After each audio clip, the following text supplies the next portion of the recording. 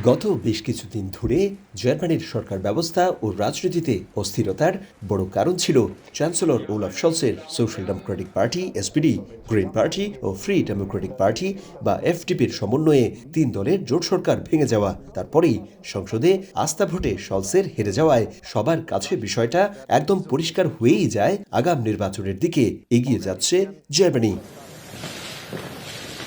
এমন বাস্তবতায় দেশের স্থিতিশীলতা ও সরকার ব্যবস্থার অচলাবস্থা কাটাতে সাংবিধানিক নীতি মেনে দেশটির সংসদ ভেঙে দিলেন জার্মান প্রেসিডেন্ট ফ্রাঙ্ক ওয়াল্টার স্টাইনমাইয়ার। একই সঙ্গে আগামী 23 ফেব্রুয়ারি জাতীয় নির্বাচনের তারিখ ঘোষণা করা হয়েছে।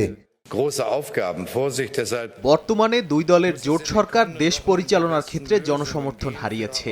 একই সঙ্গে আস্থা ভোটের ফলাফল এবং অন্য রাজনৈতিক দলগুলোর সাথে আলোচনা শেষে এ সিদ্ধান্তে উপনীত হয়েছি যে জার্মানিতে নতুন নির্বাচন জরুরি। সেটা খুব অল্প সময়ের মধ্যেই আমাদের আয়োজন করতে হবে।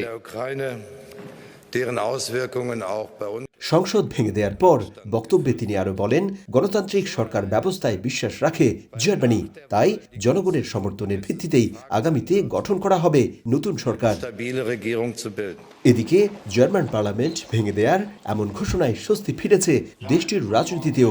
জার্মান প্রেসিডেন্টকে ধন্যবাদ জানিয়েছেন দেশটির রাজনৈতিক দলের নেতারাও।